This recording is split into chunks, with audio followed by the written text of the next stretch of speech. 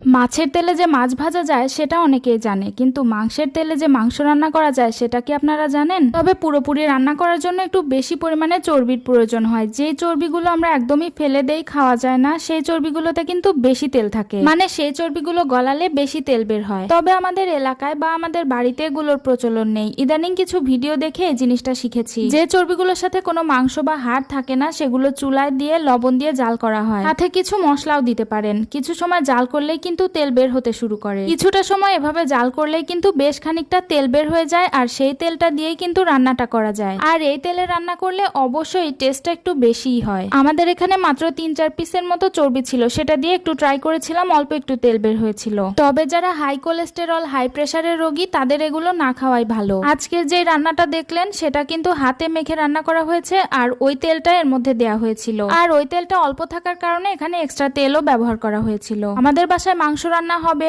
আর কষানো মাংস দিয়ে আমি ভাত খাবো না, সেটা তো হতেই পারে না।